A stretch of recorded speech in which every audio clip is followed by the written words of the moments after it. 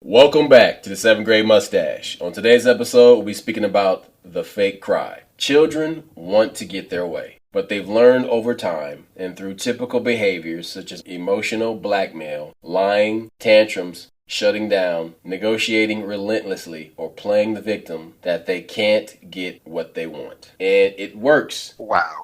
That's deep. They can get what they want, and it works. So the danger is that when those behaviors become a way of life for that child, rather than something that only happens between a parent and a child doesn't have adult power yet. Most kids can't make major decisions like choosing their neighborhood or school, but initiative, drive, and passion are positives. And even though it doesn't always feel that way as a parent, but remember that these traits can be a force for good if you can help your child use them properly and balance them with self-restraint and respect for boundaries. I was about to say the same thing. That drive, if you point it in the right direction, is great. But as a child, you tend to put that drive in the wrong direction. Okay, I want to go to somebody's house, but my mom says, no, I can't go. And then you'll find every excuse, every reason to go that way. But that same drive can be a force of good. You know, like, okay, stick to it, work really hard. You know, I'm racing, but I came in third. Let me work really hard to get first. So that drive, it's focused in the right way, which, like you just said, that's the parent's job, is to do that. We just had this talk at the end of another podcast where we were talking about how AI has learned to lie already. AI is nothing but a 4-year-old who doesn't have boundaries. And I just saw one of the guys that helped develop the AI, he quit Google, and he talks about that. He says that the thing about us, that we're all organic and we have these things in common. But also when one of us learns something on the other side of the world, it doesn't automatically go to another person on the other side of the world. We have to work to communicate that message. But with AI, it's learning faster than it understands boundaries. It has this knowledge, but it doesn't have the ability to discern, or there's no boundaries, or there's no spankings. There's nobody curtailing it. You've seen these kids grow up, and they're 21 and 22, and they're still behaving like little kids. They're still crying, or like, if I don't get what I want, this happens. Or if you say no, I'll find somebody that says, yeah, what about that part? Or like, I'll give an example. One of my children, she's a decent kid, but when she smokes weed, she becomes Dr. Jekyll and Mr. Hyde. No, she becomes helpless. I need you to watch my daughter. I need you to do this. I'm like, what was you doing when you wasn't staying here? Or her friend's mom has been part of an enabling the situation. She's not normally codependent, a little bit too dependent, and doesn't have all the skills yet. So, like, okay, we'll go do this. You know, we had a fight really hard with this insurance company, and she beat him. I was proud of her. I said, hey, you know, you money. Well, she probably got these people for like $10,000. And I'm like, you did a good job, but you know, it took some work. You didn't give up. You know, you were persistent. She kept saying, hey, she was like, duct tape. I promise you, the accident wasn't my fault. I said, whatever. I seen you drive. She said, no, it wasn't my fault. We get the tape. She was right. So when you focus that and she has a clear goal, she'll get it. But when she starts to hang around her friends, all of a sudden she's taking care of adults. Her friends are adults. They're shitty adults, but they're adults, and she wants to fix them and help them and their problems. So the cycle of manipulation, control, and defiance. Parents often get frustrated by their kids' manipulative attempts to get their way. It's not easy to remain calm and level-headed when you feel that your child is trying to push you around or take advantage of you. You might feel accosted or lose your temper. Or maybe you feel disrespected and you withdraw, or you give in to your child's demands to avoid conflict and keep the peace. Sometimes a parent might tighten their grip to show that they're in control. Unfortunately, this usually invites a power struggle with your child because she starts pushing back. The effort and the extent of the pushback is a testament to how the parent raised the child. If you tighten your grip more and pull back in response, the endless cycle of manipulation, control, and defiance can go on and on. The child sees that you release the grip, and they'll do what it takes for you, you know, to get that freedom. Like, oh, you know what? If I cry, they'll back up, or if I run away, they'll lessen the grip. That's manipulation. So you have to recognize manipulative behaviors. You need to recognize these behaviors so that you don't get sucked in by them. Instinctively, as part of kid survival, they come with tools to get what they want and avoid what they don't want. These tactics work because they trigger a reaction in us. Therefore, pay attention to your triggers. For example, what if one of your triggers is that you can't stand to see your child unhappy? If so, your child might try to blackmail you emotionally by acting sad until he gets what he wants. But start asking yourself if your job is to make your child happy or to help that child prepare to cope with life. If it's the latter, then you can answer with something like the following. I'm sorry you're so sad, but you're still grounded this weekend. Other common behaviors include lying, shutting down, and screaming the following. I hate you. You don't care about me. That's not fair. You can't take these statements personally. You can respond by saying, I know you're angry with me, but you do need to put your bike away now. Or you can say, I know you don't see this as fair, but you must go to bed when I tell you. Yep. Did you get in trouble for lying? I know the answer, but yeah, man. I'm not like, but you know my parents. I got beat for lying. Like these kids today, like you shouldn't lie. Like no, mom, you don't lie to me, motherfucker, and beat your ass right there and there. Like if I gotta ask you twice, is a problem, you know. So everybody is wondering why are we starting this show off talking about children. That is where sociopathic behavior begins, in childhood. Now, what's crazy about this is that it is not taught. It's nature, not nurture. And people are like, oh no, this couldn't be because, you know, kids are like this. And I'll give you a perfect example. Yesterday, I was at this very wealthy person's house and I was doing some work, and it was this white woman that grew up in New Orleans and, you know, very liberal minded and stuff. And her daughter was in the kitchen making lunch and they were talking about Epstein. And I took 2 breaths. I walked over there and I said, all right, let me stop you right there. I said, because you just now veered into my lane. Welcome. I didn't censor shit because this is the kind of conversation we were having. The homeowner, her view was that women are not inherently evil like men. I said, stop right there. Settle down. The problem is that men have controlled this planet since the beginning of time. Now, there have been instances where the daughters or the wives of powerful men began to emulate the things that they see with the people around them. And so these women did molest young boys or young girls. They were evil. They did kill people. I mean, you had Elizabeth Bathory, who was killing all of those virgin girls and bathing in their blood. She said it kept her skin younger and made her.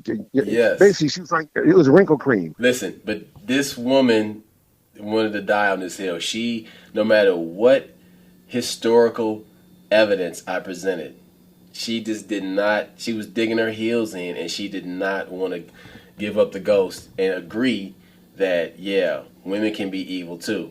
I'm like, yes, it has nothing to do with gender. People are people. Evil is evil, good is good. But my original point is that babies study you. They study your face, they study your movements, and nonverbal communication. Yes, they listen. They are Jedi masters at nonverbal communication, and so they learn you, and then they figure out how can they get what they want. Now, the baby isn't evil, of course not, but the baby is manipulating you to get what it wants. So this is really like some eagle snake battle type of shit. You know what I'm saying? Like, this is some real primordial stuff going on where it's like, I don't give a fuck that you're my mama. You don't give me what I want. But see, that's the deepest thing you just said is, even though that kid's not doing something that's good, they're not evil. They're not innately evil. And I'm not saying some people ain't born evil, and some evil, I'm sure they're here, but the child, all they know is their desire.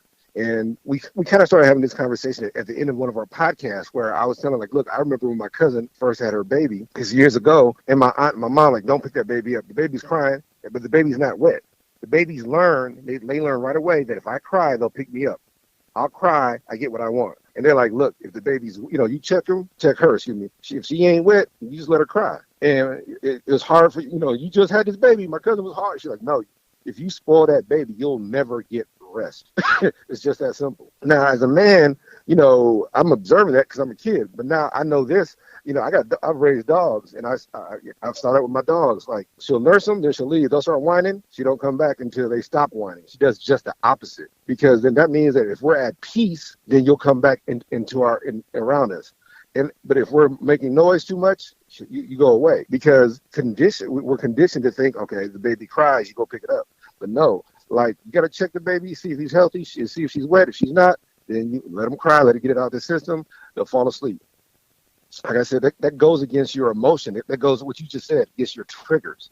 that completely goes against what your trigger is going to tell you what to do.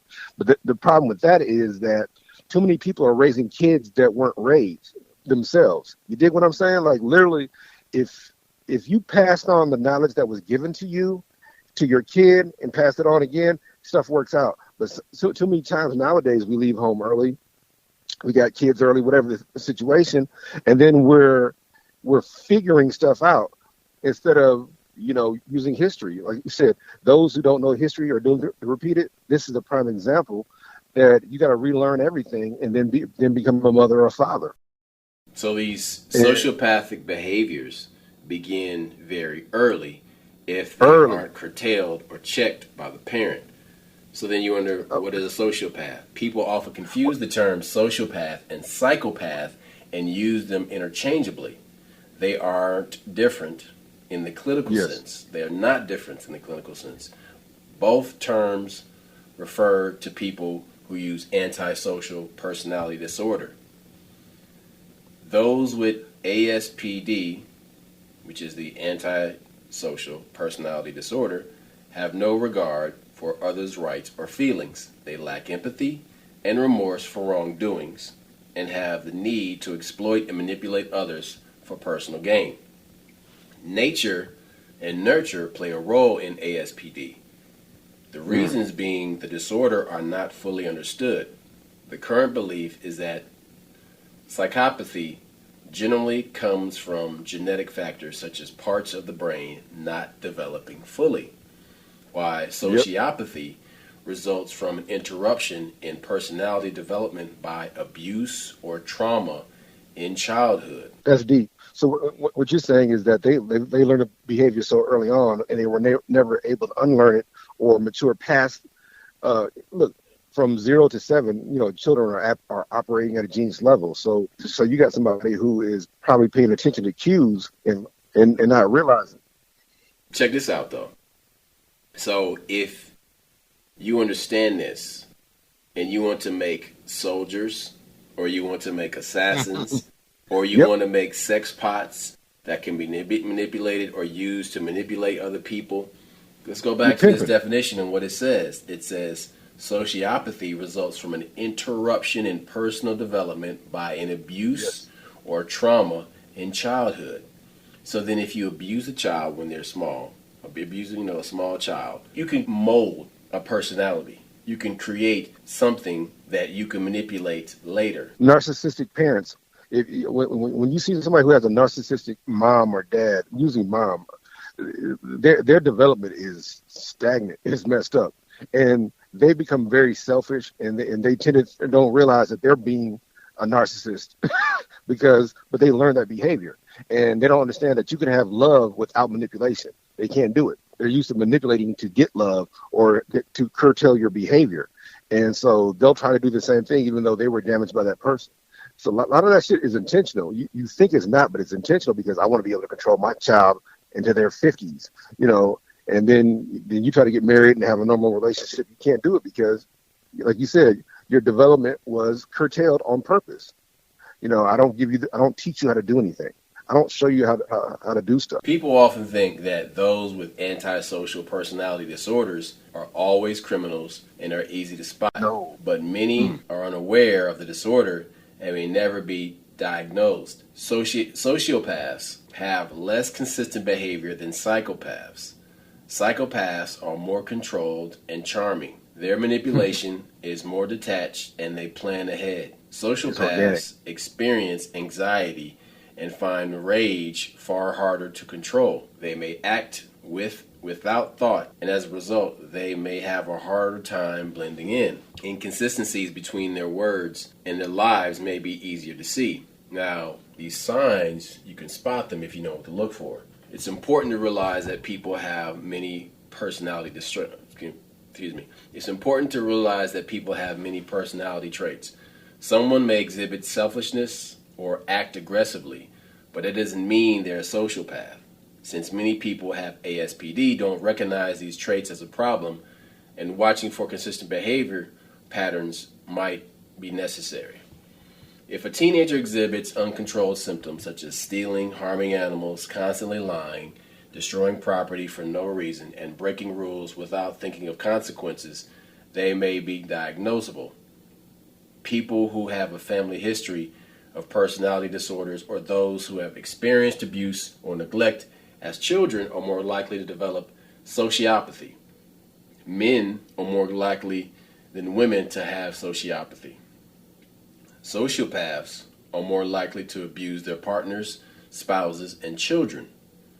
Since they may engage in criminal behavior, they are also more likely to spend time in prison, and their aggressive behavior can put them at risk of harm. They may have other mental health disorders like depression and anxieties. So, if you look at the animal kingdom, reptiles cannot form bonds. They are incapable of recognizing beauty, and they cannot dream. So let's park this car here for a second. That's funny for other reasons, because So if you ever watch that show, that Fatal Attraction show, how the people that get bit by snakes, oh, my snake knows me, they love me. And next thing you know, they're in there, having to suck that poison out their leg or whatever. Yeah, that's just a real thing. People they think that they have a bond that they don't have. Now, people often talk of reptilians and how it is a hidden part of human society, a subportion of society that controls everything, like the movie They Live. But this sociopathic behavior is part of the reptilian brain, and the reptilian brain is also where repeating patterns such as rituals, automatic responses without conscious thought, predictability, fear of losing a job, a spouse, or home, fear of dying, lack of money and resources, and the unknown are all anxiety and trauma responses actually come from the reptilian brain. How do you counteract that? I'll tell you how. With faith. Because you rise above your mortal coil, above your body, and you practice some faith. You worried about losing a job. Do you have skills? Can you get another one?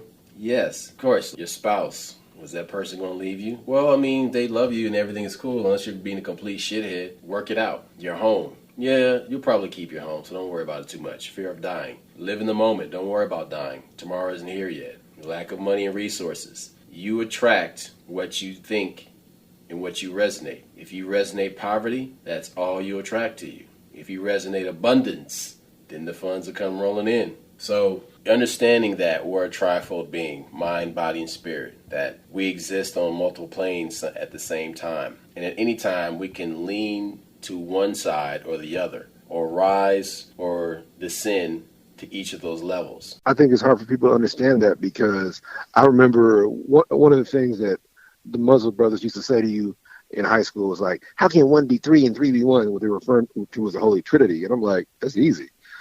I'm my mother's son, but I have a sister. I'm her brother. My title is different, and each one of these people that I am behave differently. I behave differently from my mother. My sister, who might need me, I'll behave differently. And then when you have a child, you become a father or a parent.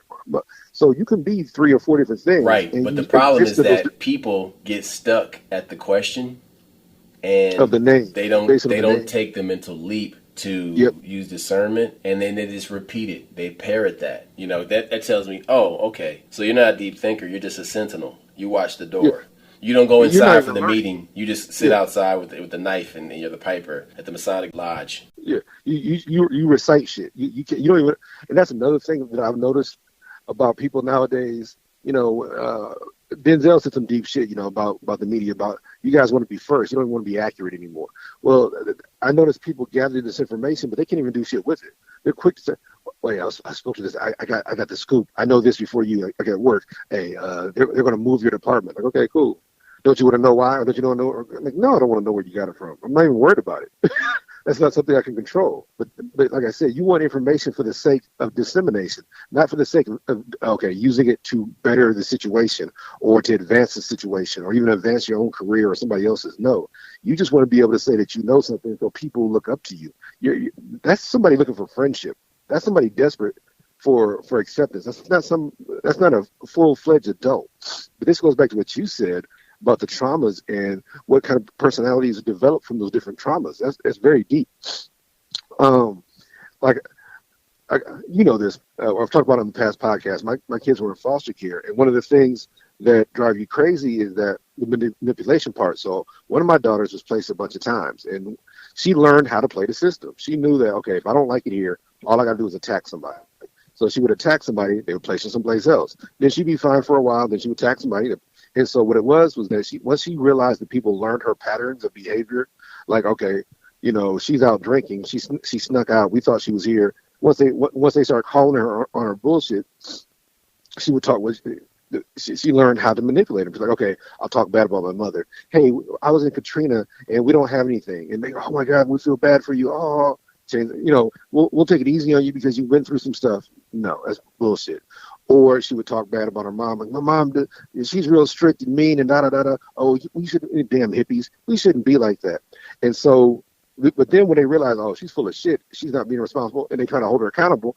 Okay, I'll manipulate the situation. I'll tax somebody. Now you move me to a new house, and I'm new to them, but they're not new to me mentally. I know how to play them, and she would play them for 3 or 4 months, and they move her again. Kids learn early on how to manipulate. It's up to you as an adult, as a parent, to stop that behavior. And then what do you do when you have an adult like that? You just stated that you experienced somebody who just couldn't believe that women, could be bad. But I'm like, women learn how to manipulate her. They're still manipulating in their 30s. You know what I'm saying? Like literally, like, okay, if you don't give it to me, I'll have another man give it to me. I'm like, okay, cool, shit. Stay at his house. Don't come back. But that's the whole thing, is that people learn how to manipulate, and men do too. This whole society has been manipulated by men. That's what toxic masculinity is. Like, I hate the term, but there are real situations where that term applies that need to be addressed. Men will create situations, sororities, fraternities, gangs,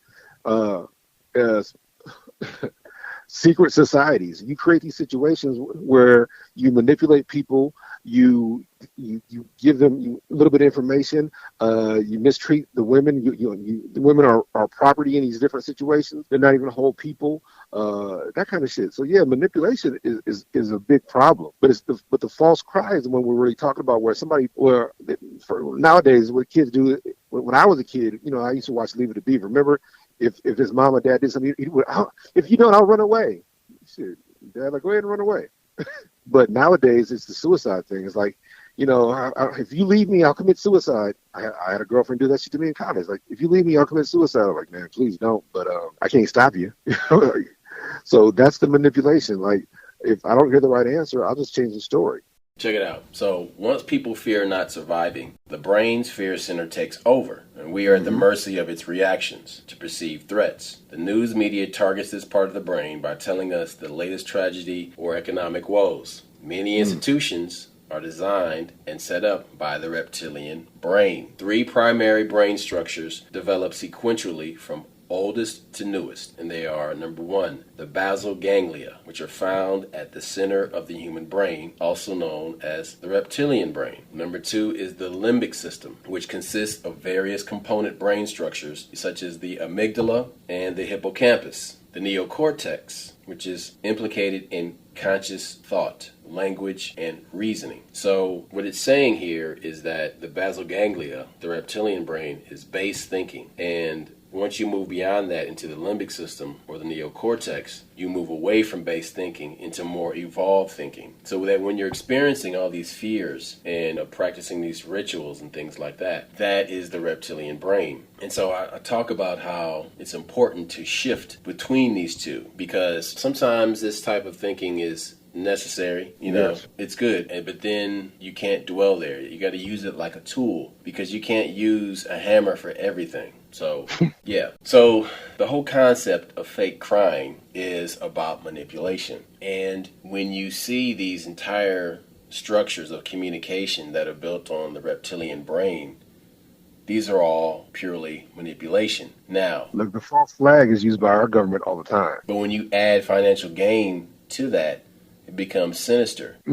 So now you have these false flags or these manipulation constructs that are created to generate wealth. And people can't put these things together because they lack critical thinking, because they're dwelling in the reptilian brain. So then the question becomes, why do they want humans to evolve this reptilian brain, to keep feeding this reptilian brain? Is it because it's control, but it's also more simpatico, in line with how they behave and how they think? Because look at the lack of creativity in cinema and in music in the past 10 to 20 years. How everything is a remake, how there's all this focus on hero worship, on, stories that were written 40 years ago, 50 years ago, 30 years ago. And Marvel's 80 years old.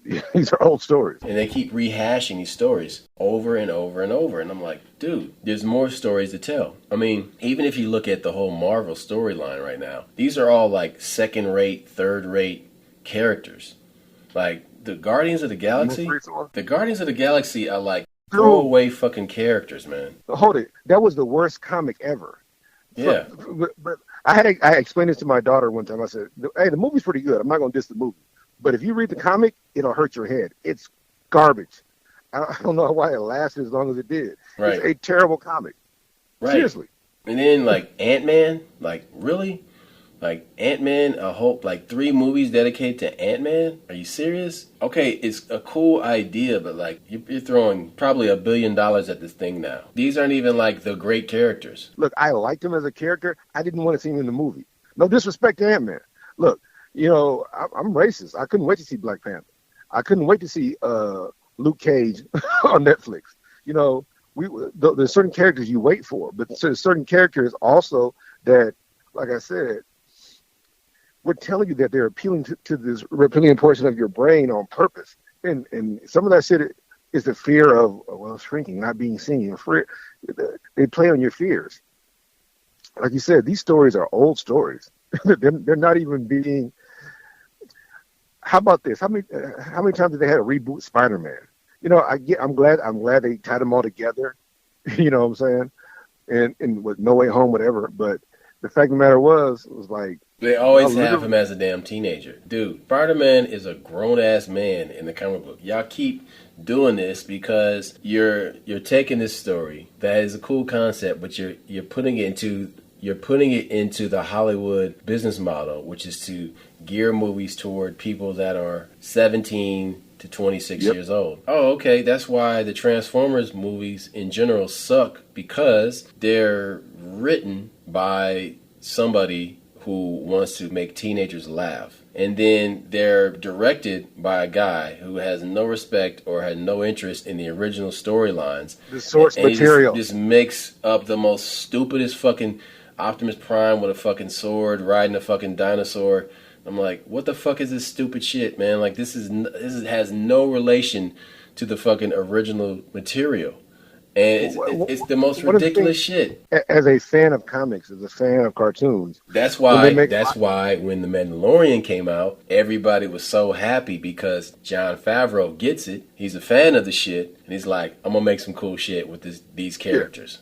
The season finale of the second season was the greatest Christmas present that you never got as a kid. And even the show going forward is good shit. And like, now they're gonna make a movie, and that's fucking dope, because he's gonna like take time and care with the story and make it very entertaining. Well, okay, what you said 3 minutes ago was so deep. They're using the Hollywood model. The Hollywood model is outdated, and that's what's killing. People forget this. Marvel saved Hollywood. Remember, Hollywood wasn't doing blockbusters for a while. But hold on a second, because this can be very complex. There's currently another writer's strike going on, because the writers are at odds with the streaming companies, the streaming studios, that would be Netflix and Hulu and Amazon. And so they feel like they're not getting paid accordingly in relation to the profits. The financial profit, because they're like, oh, there's all these streams going on, but we're not getting the right money for it. Now, Snoop Dogg was on recently a speaker on this panel for the Millikan Institute, and you can watch the clips on Instagram, on the internet, and he's talking about how the music streaming services aren't paying musicians properly. I mean, they're not. I mean, it's you get pennies for like a million streams. You get a million streams, you might see $25. Hey, What the fuck? Dress from Black Sheep started a class action lawsuit for that, right? Going on right now. I seen him on Drink Champs, but I think I also saw him on the other one with the barbershop where they were asking him about that. And he was like, "That's a lot of money." He said, "It's not all going to me, but that's for all of us artists who signed these contracts before that existed. Before streaming existed, we signed these contracts, and then you decided to give us a half a cent or a quarter of a cent, and we never negotiated that. So that's huge. That's very true. It's one thing if I negotiated it, I gave away my CD rights or whatnot, but the streaming thing is new, and you decided to give us this. You didn't come to the table and say, hey, how much would you like for each of your streams, kind of thing. Look, that all that stuff, like you said, when you add money, it appeals to your reptilian portion of the brain where you fear losing, you fear loss, you fear starving, you're afraid of being hurt, that kind of shit. And that's also how these artists make these bad decisions when it comes to signing contracts. No contract, you can't sign a contract under duress. But when you're broke, you're under constant duress. You base that decision on fear. Or remember when Corrupt signed, when the Dog Pound signed back with Death Row? They're like, man, why would you do it? You're crazy. The Dad's like, I'm cool. I'm getting paid. Corrupt was like, man, shit, I'm broke. These other motherfuckers want me to start from scratch. At least here I got some kind of, I can have access to my catalog. This manipulation shit is real. That's why we're talking about it, because when you think about false crying, you think about the individual, but false crying can come from companies, can come from the government, which, like I said, with the false flags. The Great Reset was this plan to change our interaction with each other on a day-to-day basis across social and financial platforms and medical. But it worked, and then it backfired in some ways because they didn't realize how much people wanted to be around each other, how much people enjoyed being around each other. And you were talking about the whole Hollywood model being outdated. Well, guess what? As soon as people were allowed, they started going back to the cinema. They started going back to the movie theaters and sitting their ass in seats because, like myself, I enjoy the cinematic experience. You know what I'm saying? Like, I don't want to sit in my fucking house and watch everything on some fucking 5-foot screen. You know what I'm saying? Like, that's boring as shit to me. Like, just sitting in a house. Listen, man, I grew up in the sunshine. I'm going to die in the sunshine. You understand? So it's important that me and the people that I spend time around are people who like to feel the sun on their face, that like to be outside. And if there's small children in my life, be they my own or my nephews or even kids that I may mentor, well, I'm going to teach them the way. I'm going to teach them, let's go outside. Let's go outside when it's raining. Let's go outside in the snow. Let's go to the beach. Let's go to the mountains. I'm going to teach you about the way of the Tao in nature. You can't learn that sitting in a house. Oh, you can absorb facts for sure, but you need real world experience. How are you going to learn how to spot a rattlesnake from inside a classroom? You need to go walking on a trail. You need to go walking in the woods. You need to go walking in the desert so you can hear it, because the primal man that exists in all of us has that genetic experience, but you have to re-trigger that genetic information so that you can be fresh. Because my Kung Fu master used to tell me, Chin Sifu, he used to say, talking doesn't cook the rice. And he would also say, there's nothing like flight time. Check it out. Yeah. And by that he meant, you can say, I'm going to Tokyo, I'm going to Paris, I'm going to Los Angeles, but there's nothing like flying there.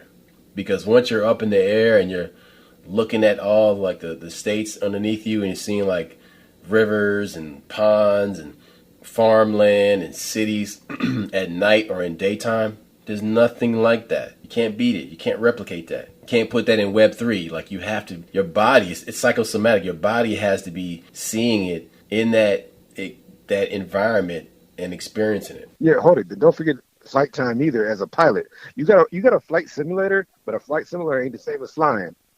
You know what I'm saying? It's just what it is. When you actually do it, it's a whole different experience. Like, yeah, the flight simulator prepares you, just like driving school. Like, it gives you the basics. It can get you on the road, but ain't nothing like driving in traffic. Ain't nothing like driving 80, 90 miles an hour, enjoying life. Like, okay, I'm free.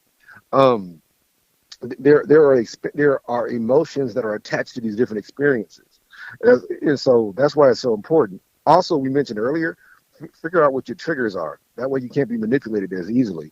If you know what triggers you, like, okay, I can't, I don't. The news is there to trigger you.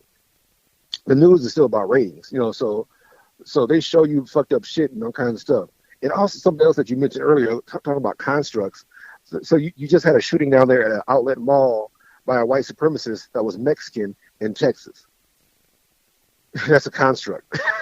I'm like, so you do realize you ain't white, but apparently, and they let him in the organization. What about that part? That's programming.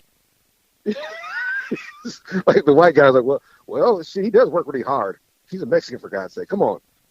He'll kill more than us in 3 hours. Look, race is a construct. But the thing is, we base so much of our identity on race, it's easy to get sucked into that bullshit. And one of the ways, going back to Dr. Frances, I forgot. Frances Cress Wesleyan, yeah. She was saying that's the fear of the black man semen, the black man spreading, that these white people are so afraid that they'll be erased genetically that they had to form these groups. And that's what a lot of this racism is based on. It's still based on the fear of the black man. It's still based on the fear of your semen, that one drop of you can eradicate their entire culture. So many of these behaviors are based on that. Also, it's very necessary for white folks to add other white folks. Now, this is terrible to say, please forgive me, but people from the Mediterranean were not considered white until the 50s. Italians weren't considered white until much later. That's because white folks' numbers started dwindling. We had to let people in the club. We had Russians weren't considered white. Crimea, all these different places, they weren't considered white. They're considered white now. If you talk to Turkish Moor, you talk to one of these Moors, they're like, my wife works with a Moor. She's like, look, white people. She said, when you come to America, white is all encompassing, but white, it should be 5 or 6 different categories of white. It shouldn't just be you're white. It doesn't work like that where she's from. So, yeah, that's one of these constructs they use to stimulate your reptilian part of your brain, to make you fearful, to make you think, oh, shit, we're not going to exist anymore, when we're all the same. We all come from the same people. So that's how they make this shit work, or no, I should say not work, excuse me. But you have these people that create power structures, and in these power structures, at the top, you have the leader, and then you have the subordinates. But what you wind up with in this situation is something that mirrors the British aristocracy, where you got one or a handful of people at the top, and then you have the handlers, and then you have the people under the handlers, and everybody is looking down on the next person, looking down on the next person, until the guy who's a street sweeper is looking down at the homeless person, who's looking down at a dead animal in the street. And it just keeps going downhill. And so you have this huge tree of reptilian brain behavior and thinking. As long as you got somebody looking down on you, happy. As long as he's beneath me. One of the few jokes that Chris Rock said that was funny, he was like, the lower you go down the social ladder, the better you can fight. If a black man can beat a white man. A Mexican can beat a black man. And somewhere there's a Puerto Rican someplace that can beat a Mexican. And basically what he's saying is that as long as you got somebody to look down on, that's what makes this whole hierarchy, that aristocracy you talk about, that's all bullshit. Because you're really still being oppressed by one or two people. But as long as you got somebody you can oppress, you're happy. You're happy. That's stupid. Right. But with these reptilian trees, let's call it a reptilian tree. With these reptilian trees, they don't stop at organizations. They become entire countries. And they will always want to, every 100 years, they want to redo the way people are living to make it more efficient and more in line. Dude, the Biden administration was a heartbeat away from creating the Department of Truth, the Ministry of Truth. That is straight from the book Comic book. 1984. Straight out of, man, you come right out of a comic book. Dude. Mr. Handman. Bullshit, Mr. Handman. This shit's dangerous, dude. This shit is mad dangerous because right now in the UK, Oxford, they're experimenting with these things they call 15-minute cities. In a 15-minute city, the rules are you can only travel back and forth to this city, I think 75 times a year. Yeah. They're limiting your mobility. You only can go places that are 15 minutes from your house. It's all crazy shit. And there's a fine for each time that you travel beyond the city. Dude, when you listen to that shit and you think of the way it sounds, that goes back to our episode Freedom to Roam and how that episode was recorded during the pandemic, during lockdowns. Now, I live in a state that was not locked down. Duct Tape lives in a state that was not locked down, but it had restrictions. And so I remember being in this state, looking out at the other states with all their restrictions, and thinking to myself, you know, this could go sideways and really bad, really fast, and turn into a police state where, you know, all it takes is the right you're push. sending pigeons, you know, passenger pigeons to people in the other states that can't get out. There were states I wanted to go to and I couldn't go to because the shit was completely locked down. There were countries that I couldn't go to because their borders were closed. The best example of that, fake crying, of course, was California. The whole state was locked down, but all of a sudden you start, remember that, was it the senator or the governor was at a couple of restaurants without masks? Yeah. All the restrictions that they put on their people. Restaurant called the French Laundry, and his winery did not close, did not shut down, but all these restaurants were shut down. It's rules for thee and not for me.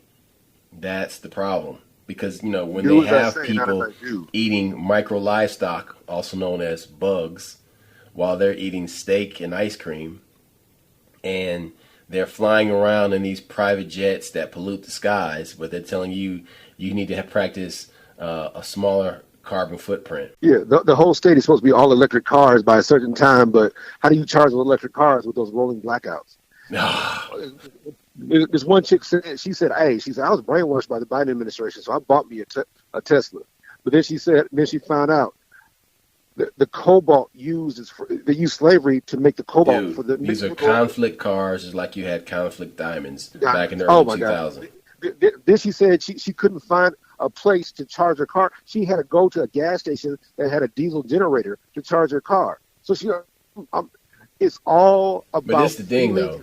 If you cannot charge your car, you know, in other places outside of home with limited like charging stations, you can't go nowhere. You can't go anywhere. That means you have a limited radius of travel. Now, what's going to happen there? The person is going to build up fatigue. The travel fatigue will build up faster because, all right, you're like, all right, I don't want to fly. I don't like being, you know, shoved into a tube and with a bunch of strangers coughing and sneezing. I want to drive there. Okay, until you get an electric car that can only go 300 miles. Well, what about when you need to travel 1,100 miles? What you going to do then? Because then it takes, a long time to fucking charge these cars. So you got to factor in how much time you got to stop and sit in this microwave. Hours. You got to sit in this microwave oven on wheels while you charge your car, getting all this dirty electricity on you. You just said some deep shit. You said a microwave oven on. How do we know the long-term effects of this shit? You're riding that electric car. How do you know it ain't cooking your fucking nuts right there? You know what I'm saying? See? All of a sudden, birth rate just went down. Again, the reason we did this podcast is because the shit we talk about comes to fruition 6-7 years from now. So I'm saying, Roscoe said it first. Rolling microwave, motherfucker. Rolling microwave. Yep. I saw this design for a hydrogen fuel cell car that gets, they said, 400 horses and I think 300 pounds of torque. Yep. So, and they're talking about like, you know, the distance traveled is like 3 times that of a electric car. I'm like, all right, cool. Mercedes is doing that one, I think. Toyota. Well, Mercedes will start also. I knew they were coming because Toyota said they're going to blow the electric engine out the water with something. Yeah. That must be it. Hydrogen. Yeah, look up the hydrogen fuel cell car they have. Now, the crazy part about it is hydrogen is flammable, and so they put it like in basically an adamantium box, so that like motherfuckers can't get in a car accident and it explodes. Because remember when the first electric cars would have car accidents, they would have hazmat teams fucking show up and spray retardant foam. Yeah, them Teslas when they catch on fire, it's bad. So all we're saying is that they love to use false flags to force you in a direction. Don't get me wrong. Gas does pollute. We need to be more efficient. We need to find other shit. But don't jump over here in this electric bed where we ain't ready. The bottom line is also something that we talked about, free to roam. If we go all electric, there's not enough raw materials to create electric cars for everybody in America, let alone everybody in the world right now. So if we go all electric, no carbon footprint, that's all bullshit. They love to guilt it. That carbon footprint is a guilt. These airplanes, are you really telling me that a 747 airplane is going to be run on electricity? Get out of here with that stupid shit. Look, if they make an efficient engine, I'll respect it. But don't sit here and jump the gun without beta testing this shit. Yeah, without but realizing how is that going to work at 40,000 feet where it's super fucking cold? You know what I'm saying? And what does that do to batteries? Cold drains batteries. That means, you're not flying over the Arctic with that motherfucker. You're not flying to Norway and Northern Europe in that motherfucker in the wintertime. Or Chicago O'Hare when like they got to de-ice planes. Get the fuck out of here with that stupid shit. Look, that was always a problem with the diesel engine. Diesel engines don't work as well in cold situations. You don't see as many diesel engines in the Midwest or the upper Midwest because the motherfuckers don't want to start in the morning sometimes.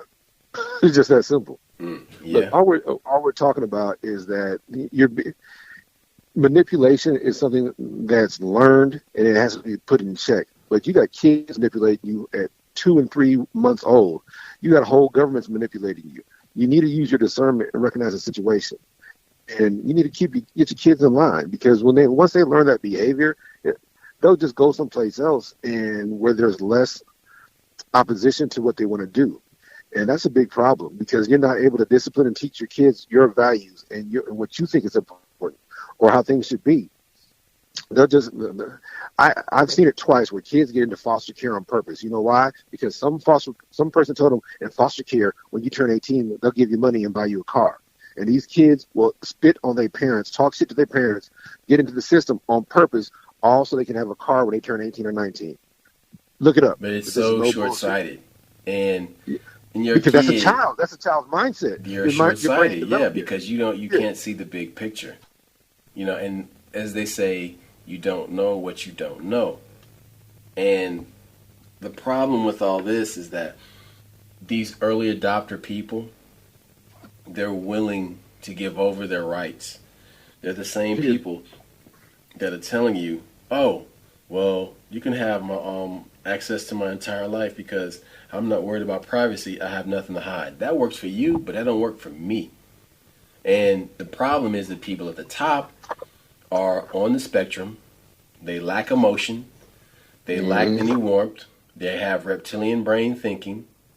So then you're giving people shots when they're born now, which makes them adverse. They have adverse reactions. And his reactions causes a mental shift in the development of this child. I told you at the beginning of the show that sociopathic behavior happens when there's arrested development mentally. What about the vaccine they're putting into food right now? They're putting the mRNA vaccine in certain types of lettuce. They're giving it to you without your permission, without your knowledge. It's being argued over in Congress right now. That's that shit. Only a sociopath would think that you know what's best for somebody else. That's fucked up, y'all. But not only that, then on top of that, you have this OCD behavior coupled with this sociopathic behavior.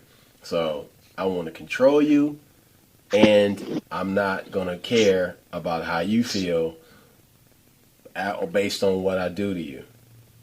You know what I'm saying? So it's like, oh, okay. So you think, so you've got all these ideas for about how I should live, but you barely have any life experience yourself. And it's almost like if you get a personal trainer that has never had any injuries, because that person is they may be a good personal trainer, but they lack the insight from being He injured. exists in a complete rare. You know, there's a it goes back to the, when you have, okay, watch this, do this 16 times, or change it. But this guy who's never been hurt, he ain't ever had to come back for an injury. She has never had an injury.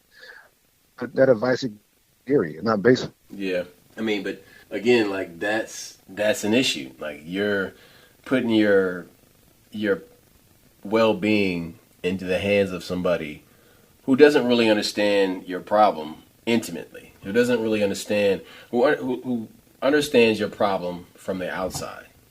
You know what I'm saying? So it's like, oh, so this is like letting a first-year doctor operate on you. Now,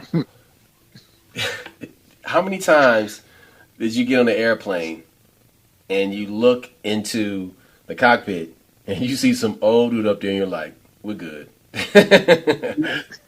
But you see that young motherfucker up there, your heart Like, just oh shit. butt puckers just a little Because bit. because like if I see that old up there, he's probably military, and he's Yeah, probably a yeah. fighter pilot. You know what I'm saying? Or he Me flew hours cargo there. jets. Yeah, And he's got hours and hours and hours and hours. I'm like, we're good, we're good. Old Frosty up there, he can handle it. You know what I'm saying? yeah. I had heard that joke before, and then I started thinking about it, like more and more as I was getting on planes for like work and shit. And I And would you I would look glance in the as soon as you get on, cockpit, you glance to the and left. I'm like, You glance to the left. I just started laughing. I was like, yeah, we're good. Yeah. It's real shit though. It's true. It's the truth, man. But the fake cry, you see it also in these NGOs, non-governmental organizations, and these astroturf groups. And so you have these people who are bought and created by these economic hitmen like George Soros, Yep. or the ones who exist and we don't even know their names.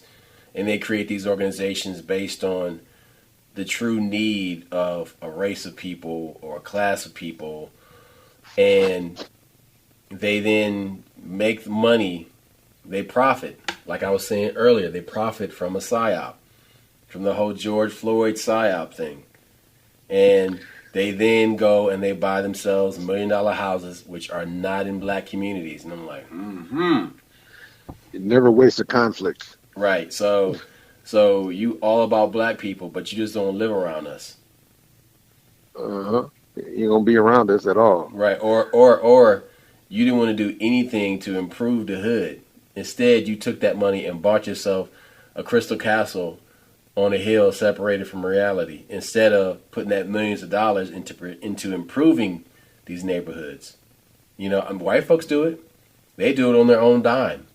They come in and gentrify the shit out of black neighborhoods and raise the property taxes to kick everybody the fuck out of there. Shit, you lose your house to taxes. But some people don't even realize that if you hit a certain age, the homestead, you call it homesteading or a homestead act, where you're over 70-something years old, you ain't got to pay them.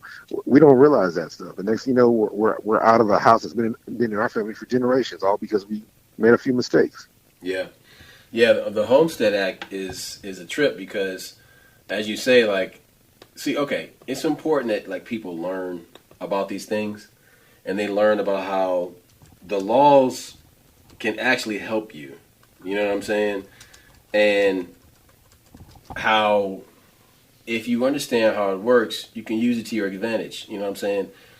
The problem is if you hang around stupid people, well, stupid is as stupid does, and osmosis and all that nonsense. It's not just stupid. It's the fact that we've been brainwashed to think that we're supposed to pay taxes as black people.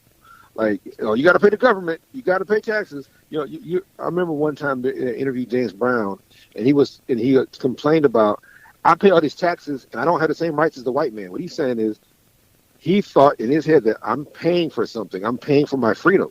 And the truth of the matter is, taxes, there's tax evasion, which is illegal, and there's tax avoidance, which means that you found a loophole in the law that you're exploiting. And that's legal. But we're not taught that as black people. We're taught that, hey, 30 your check goes to this nigga named FICA. You know what I'm saying? I don't know who this nigga is, but and we're taught that. We're brainwashed. It's indoctrinated into you. And so then you don't ask questions because, and all you know about is Wesley Snipes and Red Fox, Joe Lewis. You know about all the niggas that didn't pay taxes. They drummed that into your head. They went to prison. And Joe Lewis, they forgave Joe Lewis, but, that kind of shit. Right. That's so awesome. The homestead tax, it exempts. It's an exemption that shelters a certain dollar amount or percentage of home value from property taxes. And they're called homestead exemptions because they apply to primary residences, not rental properties or investment properties. So you must live in the home to qualify for the tax break. So that is something you can't just go off of something somebody says and be like, oh, I'm good. No, you have to go and look this up so you know for sure. Yep. But getting back to the fake cry thing, we see the fake cry all throughout society. And many times, people haven't evolved themselves enough to spot it, or they're probably so used to seeing it now that they become numb to it and they don't resist or they don't give any pushback. Because like the parent we were talking about at the beginning of the show, you don't want the conflict, so you just go along for the ride. Well, how many dudes do you know like that? How many women do you know like that? They're in these Stockholm Syndrome relationships. And, they're just putting up with somebody who's basically an overgrown child. It's... And they're being held hostage, literally, to somebody else's emotions, and they've negated their own well-being just to maintain peace. Man, go meet somebody else. Shit, go get some pussy, go get some dick someplace else. Don't beat yourself up. And one of the things that you're afraid of is that I'm going to deal with this anywhere I go. No, you do not. There are some well-adjusted people in the world. Right. I mean, hell, we also found that the fake cry took the face of an institution became the Me Too movement. Yeah. And how the Me Too movement was all about white women. That had nothing to do with any women of color. You know what I mean? And like when you start to dig deep in that and like, oh, okay, so this was like hype chasers. Like these people were doing this initially as hype chasers. Now, of course, there are people who had been abused for sure. There are true victims, but a large percent of them were hype chasers. When you start to like dig deep, because like when it started happening, I was like, how come we're hearing about this shit just now? How come we didn't hear about this shit before? You know what I mean? But it's like, oh, okay, we're in the era of feelings. And, when feelings are so important and feelings are everything and feelings are the law, then yeah, it makes more sense because now the social police are everywhere. And let me tell you something about political correctness. Political correctness actually comes from Russian communism. And because when they attempted to do that over there, all it did was identify the people they were going to go round up and make disappear. Yep. That's crazy. Who to buy off, who to assassinate, who to discredit. Yeah. All you did was give them a face. Right. It wasn't being done to say, oh, we should fight for the rights of people. Oh, no. It was a fake out. It was a psyop, actually, that was being done to draw out the people that they were undesirable. And so when you did speak out, your ass got killed.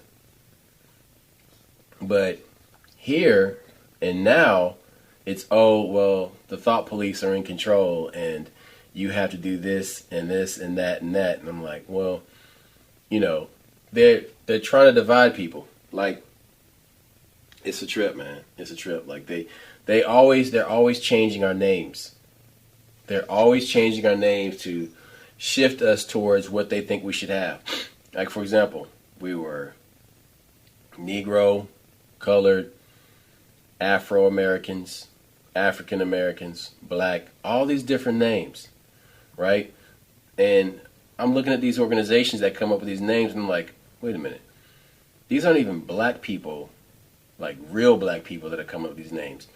These are people that come from institutions that are incubated at universities that are being funded by secret societies or these groups. That they just talked about that with the NAACP not being started by black people, being started by white people, you know, or have to have the people in it consider themselves Native American. Yeah, Americans, like Cherokees and Choctaws and shit. It's crazy when you start reading that shit. Well, then, like when I look at this though, like I mean, they've had like two guys that have been the president of the NAACP that didn't even look black, like in the past 20 years, and I'm like, this Ben Jealous guy, like this motherfucker don't even look black at all, like not even like a quarter. I'm like, who the fuck is this guy, man? Like I appreciate your help and your enthusiasm, but like sit in the back of the room, man, because you don't look like most of Black America. I don't want to. We don't want to base it on something as small as looks. It should be based on the merit. But a lot of these motherfuckers. No. But you ain't getting at what I'm saying, though. That's boule. Yeah. Oh yeah. Oh no. I knew what you meant. No. But what I was about to say is a lot of these motherfuckers don't consider themselves African American. They consider themselves Native American, which is fine. But a lot of them 5 civilized tribes did a lot of fucked up shit to African Americans. Exactly. They did a lot of fucked up shit to black people. But so then the crazy part is like this whole Latinx thing. Dude, if you go talk to some old ass abuela, some Latin grandmother, some like Hispanic grandmother, she's not using that word. She don't want to be called Latinx. She's like, I'm Latina, you know what I'm saying? Or, you know, Hispanic or whatever they prefer. But like these new terms that these people are coming up with, I'm like, that's a construct. Somebody's making this shit up. As they go. Look, but it's a trigger. It's all LBGTQ, that's some crazy shit right there. So you tell me all these motherfuckers go to the same meeting? No. But then like I was talking with the same person yesterday about you know, the registry they have for sex offenders and like pedophiles. And I'm like, yeah, you need to keep those people on those registries. She took it a step further. She's like, look, I'm liberal-minded, but I also believe in capital punishment. I'm like, bravo. Good for you. I think that's good. South Carolina does for pedophilia and sex crimes. The third strike, I think. They kill you. Mm-hmm. Look, I told you I told you this years ago about my experience with that. You know, the first experience most people have. You know, they have a sex offender app. You go on the app, you start seeing these motherfuckers everywhere. You're like, oh shit, for real. But me and one of our close homeboys, the one that works on cars, he was going to get his permit to purchase a pistol. So we went out to back when you just went in there and they gave it to you. And we go and we're waiting there, and all these people are coming. Hey, I need to get registered. And so there's like 8, 9 people in there with us. They weren't. I'm thinking like, oh, all these motherfuckers getting a pistol. No. They were all on the sex registry. They had to come out there and say, I got a new address. And you had old black men, you had young white dudes, you had Mexican, it was a weird thing to sit there. They were all men, but they were all different ages and all different races. And you had some that look established, you had some that looked like they were vagrants. You cannot look and tell me who's a sex offender by looking at them. That's all I'm saying. Mm-hmm. Yep. So, look, we spent a good amount of time talking about the fake pride. By now you can figure out what's up and what it is you need to be looking out for if you have not become savvy enough or you become savvy to this and hip to the game. So, look, that's all I got. We out. Peace. Holla back.